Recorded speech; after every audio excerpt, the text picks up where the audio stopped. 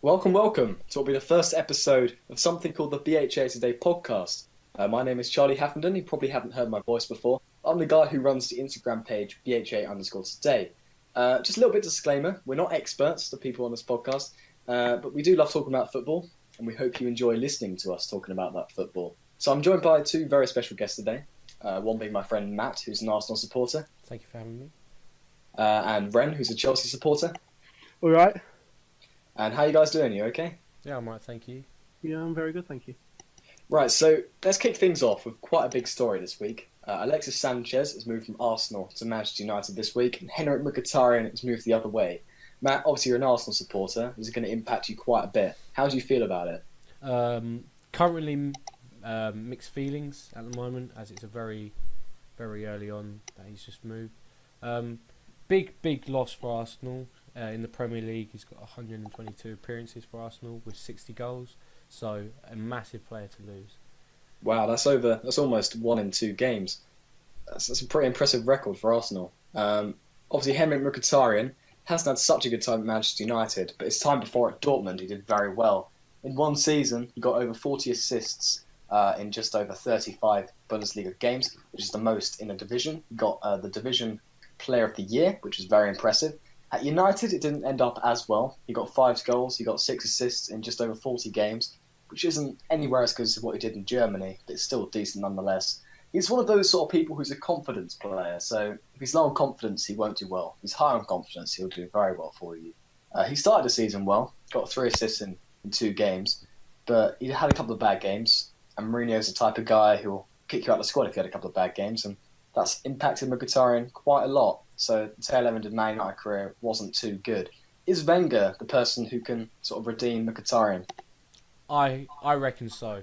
With the players that Mkhitaryan has around him, Ozil, Lacazette, all those players, I reckon he'll be good for Arsenal.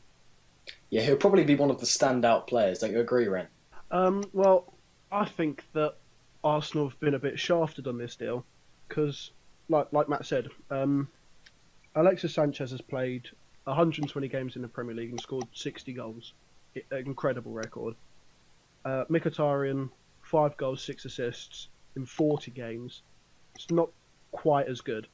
I think that Arsenal have lost their best player to get a medium player. I agree with that. Honestly.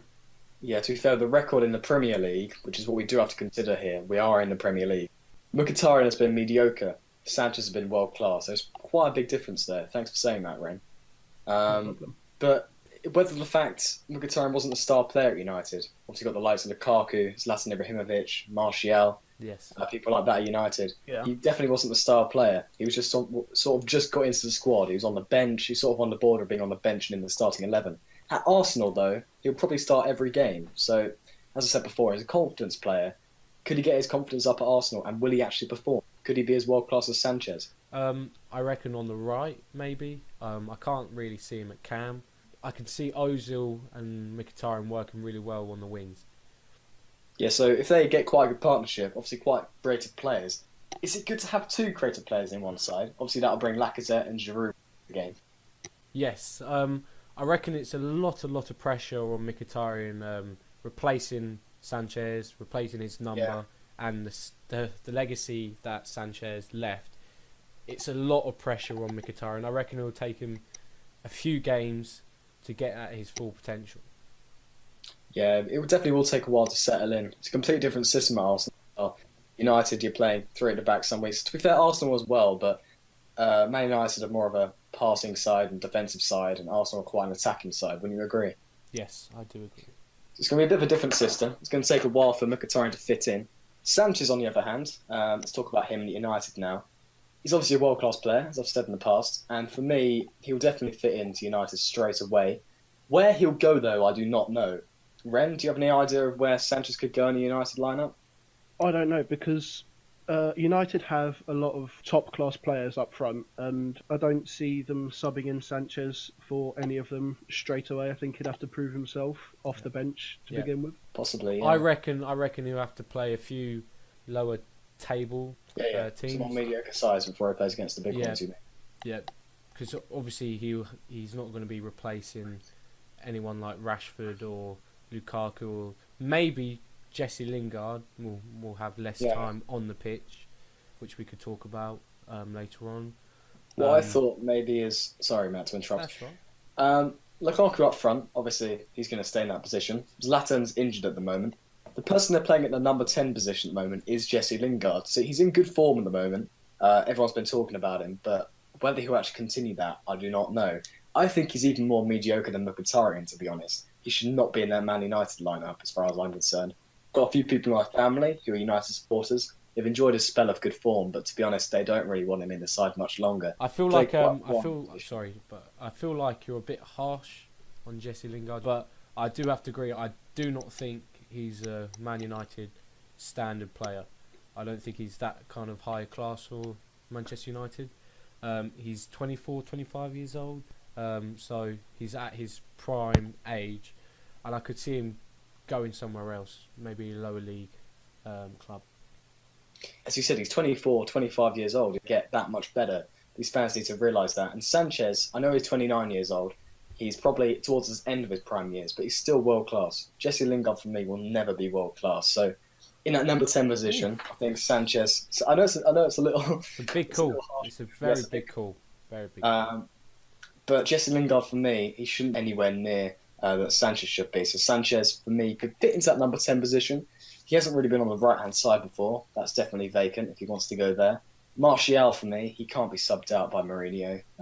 He's been in amazing form at the moment. One of the best players in the Premier League of the last few games, I'd say. Lukaku, he hasn't been the best this season, but you've got to give him time, sort of adapt to Manchester United.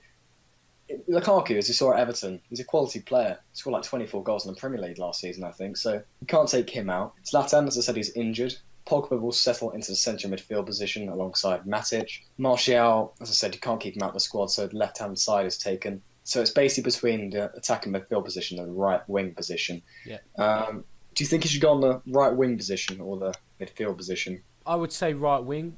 He can put a lot of pressure on the defence. He can push up, but he can also cut in.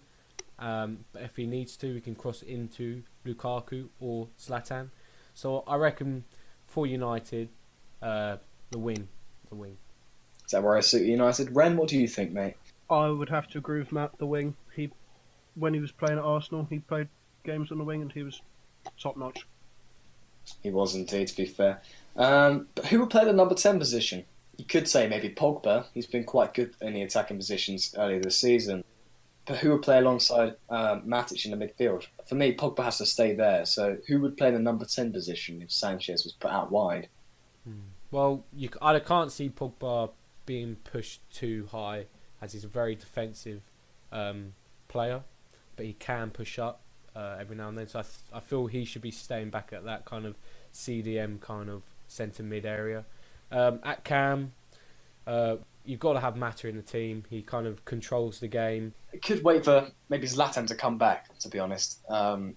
He played quite well when he came back from his injury in that number 10 position. Maybe put Sanchez out on the right.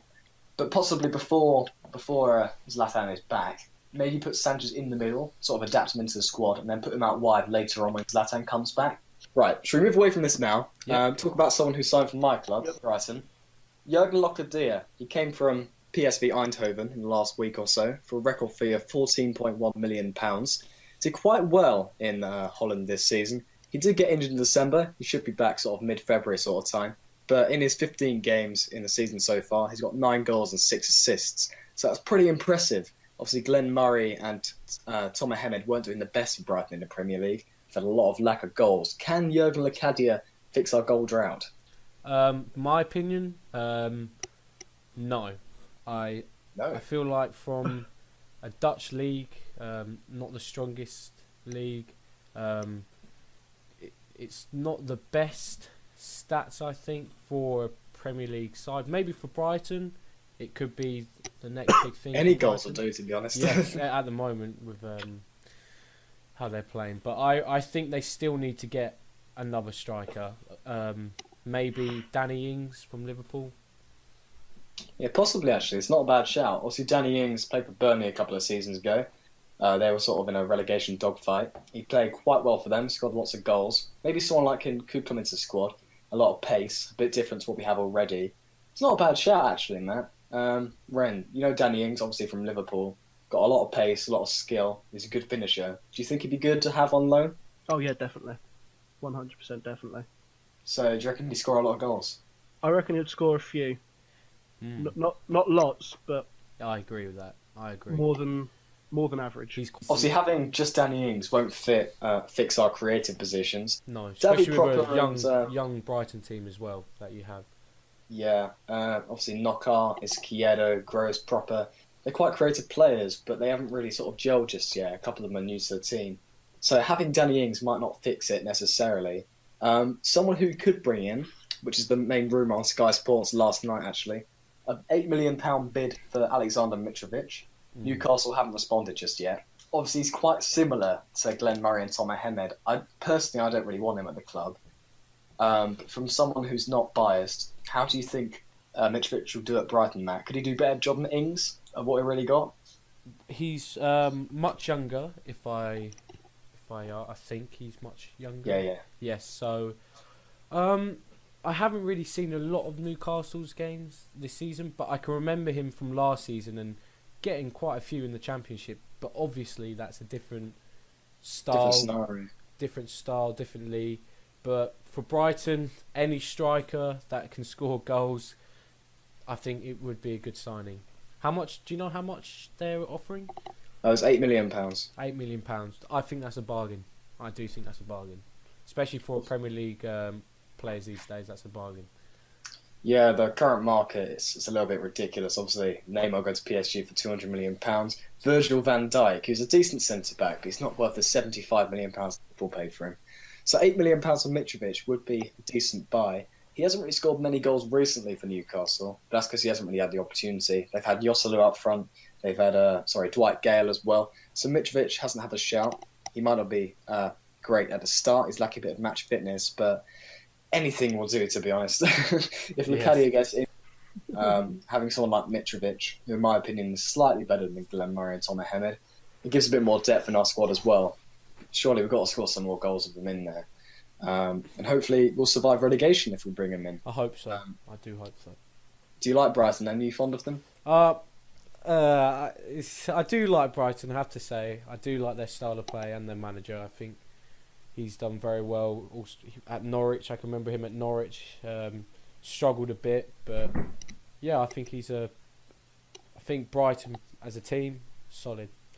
But just need to get those goals that you guys really need. So we talked about Brighton for a little bit too long now. Obviously we're in 16th position. It's not the most pleasant thing to talk about. Let's move back to Arsenal, Matt. So Pierre-Emerick Aubameyang from Dortmund is rumoured to be joining you quite soon. How do you feel about that? Currently I feel quite nervous, but excited. I don't know where we'll put him, striker or the right wing, but who knows. It's quite a difficult decision. He's quite a world-class player as well. His stats in Dortmund rather good. It's just whether you want to play him and Lacazette up front together. Say you put Aubameyang up front and you're only playing a one-striker formation, where does Lacazette go? It's a hard question. We could risk putting him out on the wing, which I personally don't like. I feel like he's just a striker. We can't put him anywhere else. Yeah, obviously, if you put him on the wing, it basically means that Wenger's basically said to him then, you're out on the wing now, you've lost your striker position, you haven't been good enough this season. He scored 9 goals in 24 games. That's not really good enough. The addition of Pierre-Emerick Aubameyang, if he goes straight up front, it gives Lacazette some competition. So Lacazette's performances could improve quite soon if that did happen. Yes. Ren, what do you reckon? Should they put Lacazette on the wing if Aubameyang comes in? It gives him a bit more competition? Yeah, definitely. They paid £60 million for Lacazette? £60 million for Lacazette, and he's not been performing for them. So I think it would be the right decision if they did sign Aubameyang to put him out on the wing, to make him realise that he hasn't got any competition there now, so he would have to work for his position. Yeah. Yeah, I completely agree there. It can be quite risky as well, putting him in a place where he doesn't want to, because he might then become unhappy and he might want to leave Arsenal, which wouldn't be very good. Yeah, that's very true, to be fair. You haven't really got many people on the wing, though, have you? If Aubameyang did come in, who would you play on the left wing if you had Aubameyang and Lacazette up front? Well, we've got Mkhitaryan coming in, but I would put him on the right. There's a few of the youngsters coming up we could test, but that's not what you want. I feel like we need to go out and buy a left winger. A left winger. Who would that be, Matt? Who do you want to bring in left wing? Ooh. I know it's a tough question. I might come back to you, but it's going to be quite surprising. But maybe Schürrle. Maybe Schürrle. You know, Draxler. We've always talked about signing, but never actually gone through with it. I reckon Draxler would be my number one. Obviously Draxler at PSG at the moment. He hasn't been in the first team all the time at PSG, so that could be a good signing for you. I could see him wanting to come to Arsenal to get some more first team football. Yeah. And obviously Arsenal is a player you need. You've been linked to him quite a lot. He probably cost you about £30 million, but to get you a decent left winger that enables you to put Lacazette and Aubameyang up front together, that would be decent. Very, very. Obviously that goes against what I just said about Lacazette needing to realise he's not doing very well. But if you had him and Aubameyang up front and you got more support on the left-hand side, more creativity, then Lacazette will probably do well anyway. Obviously Ozil, who's been decent this season, quite a creative player. Yep. Sanchez, he knew it was the end of his Arsenal career. He wasn't really working as hard as he used to. He said in an interview that he worked right until the bitter end of Arsenal, but in my opinion, I don't know about you, Matt, I don't think Sanchez really worked as hard towards the end of it. I still feel he worked very hard, but you could see he didn't want to. Yeah, you could see he didn't. He was losing his love for the club, getting frustrated very easily, more aggressive, and you could just see that he was drifting away. Yeah, I completely agree. To be honest, I definitely think you should bring in maybe Draxler. That's only if you do bring in Aubameyang. You get Aubameyang, Draxler. Obviously, you've got Mkhitaryan already. Your attack could look quite good. Aubameyang, Lacazette, Ozil, Draxler, Mkhitaryan. What an attack that is. That's one of the best attacks in the Premier League. It's exciting if that would happen. Would that be better than Chelsea's, though, Ren? Obviously, you got Hazard, you got Morata and Willian. I wouldn't say so. Ooh. You wouldn't say so? No, because in that lineup, Draxler, Mkhitaryan, Aubameyang, Lacazette, you've got you've got 4 players who either haven't been good in the Premier League or who haven't been tested in the Premier League. Good point. Because the Aubameyang and Draxler aren't playing. They're playing to the standard of their league, but not for the Premier League. But they're playing Champions League. I don't know about Draxler. I haven't seen his stats in the Champions League. He's done all right in the Champions League. To be fair, he's played more in the Champions League because they've been focusing on the league itself. Yeah. He has looked decent, to be fair. He scored quite a good goal the other day when PSG obliterated, I think it was Kane or something. He has looked good. He would definitely be a good addition to Arsenal. Sorry. As you said, Bren, obviously Chelsea, you definitely know your attack is proven in the Premier League, whereas Arsenal isn't. Mkhitaryan, he has played for United in the Premier League, but he still hasn't proven if he's good enough for the Premier League. Aubameyang's never played in this division. Nope. Lacazette's only just adjusting. Draxler has never been in the Premier League either. The only player really in your attack is Ozil, who has proved himself. So I think Ren could be right, to be honest. Maybe Chelsea's does sort of is a little bit better than Arsenal's, to be honest. Another team that's really impressed in the league this season with their attack is Manchester City. The top scorers in the league, they've really impressed there. They've also had a 23-match winning streak.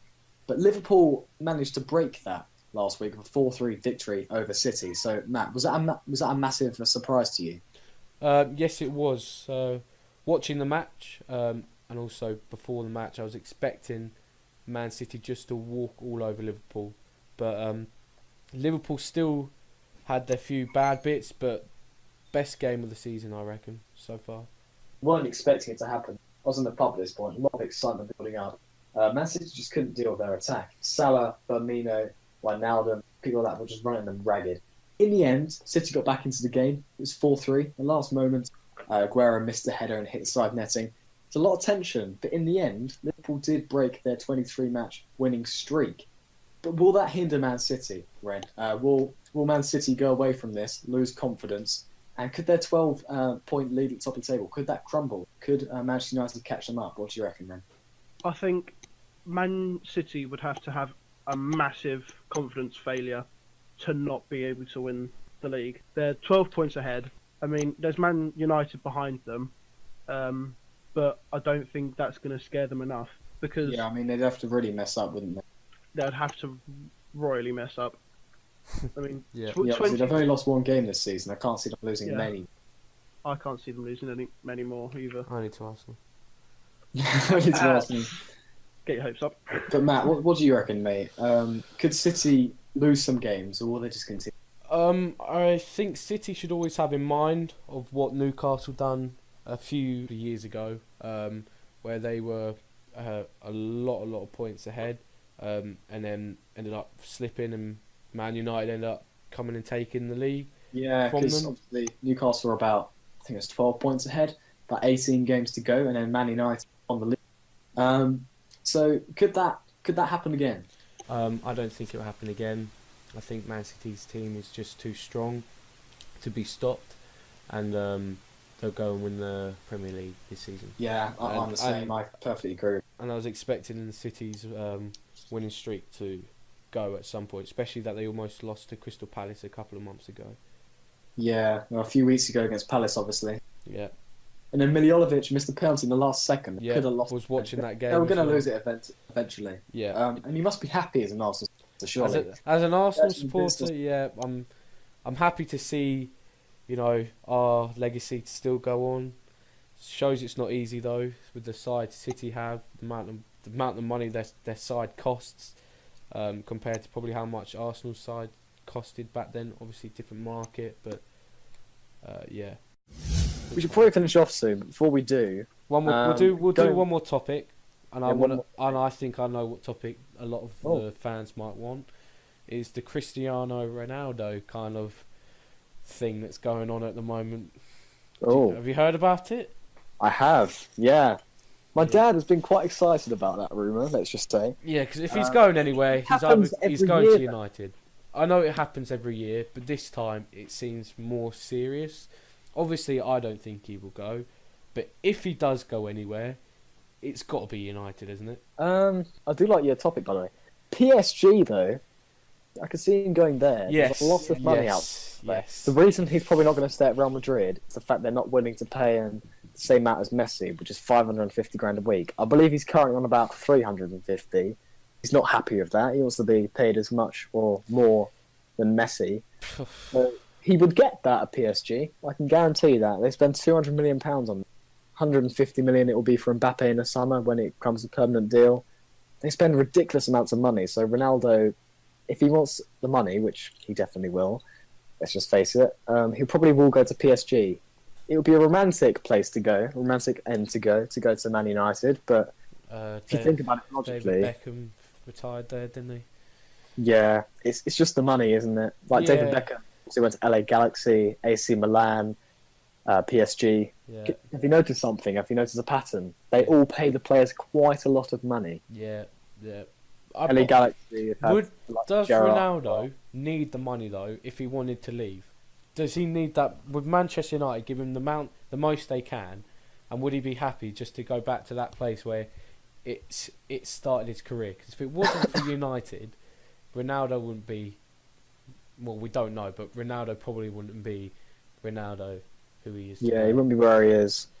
So Yeah, there wasn't that much interest for Ronaldo. If Man United against Sporting Lisbon all those years ago, 2002 or something stupid, he probably wouldn't have come to us.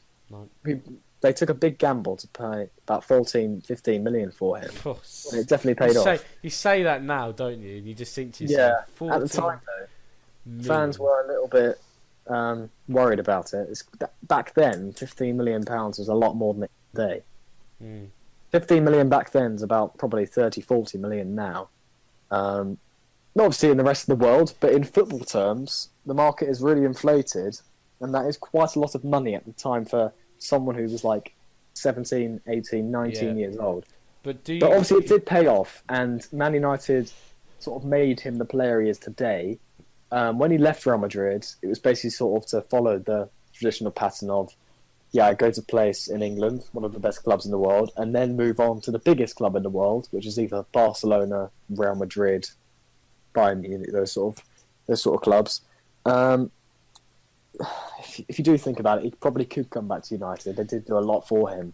I feel like he had unfinished business at United. Yeah. He won the Premier League, he won the FA Cup, the League Cup, the Champions League with them, but he has a lot to do, I think, with them still. Obviously, they're in quite a difficult position. Haven't won the league in a number of seasons. Haven't won it since Ferguson left, as a matter of fact. Maybe he has that sort of feeling he wants to go and help United. And also, lots of players, like, for example, Totti, even if he would get... He's retired now, but even if Totti, he didn't care what he got paid. He's at the club that he loved. And I feel like that's what Ronaldo should do. He should go back. Should do. I completely agree. He should go back to United. Obviously, he would still probably be the highest paid player there, but still, he has that sort of, unfinished business. Yeah, and you've got to retire at a club that made you who you are. That's my opinion. Yeah, I see completely where you're coming from, to be honest. It would be, for football, a fantastic thing to do. If he went to Man United, even if it's a 1-2 seasons, obviously he's approaching 33 years old, I think it is now. Yeah.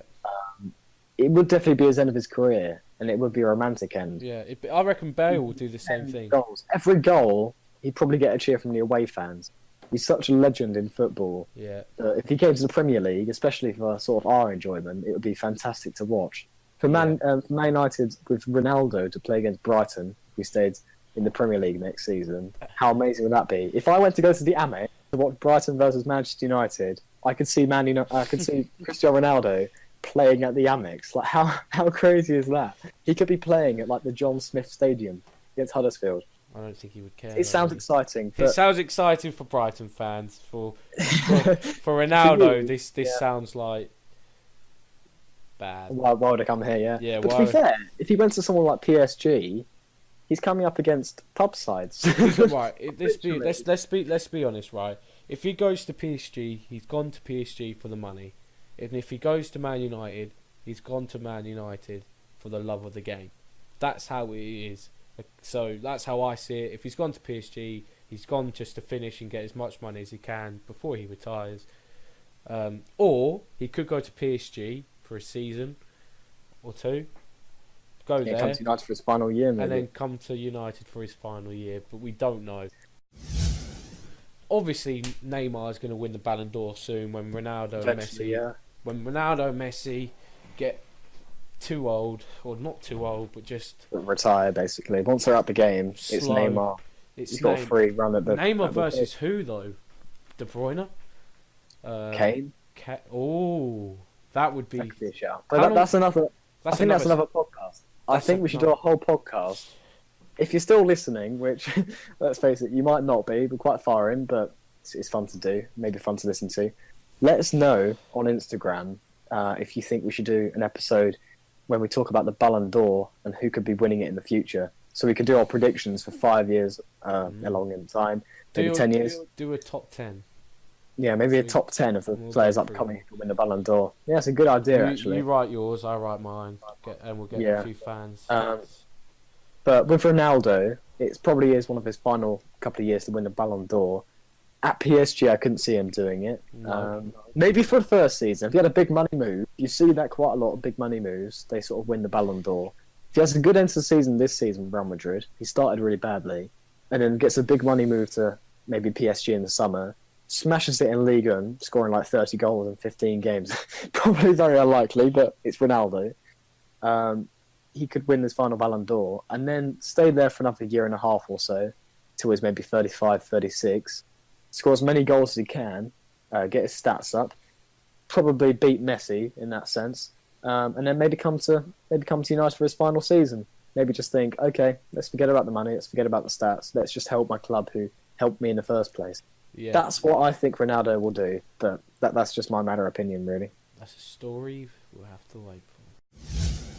We should probably wrap it up there. I mean, we've had lots to talk about in this first podcast, and I've really enjoyed it myself, and hopefully you guys at home enjoyed it too.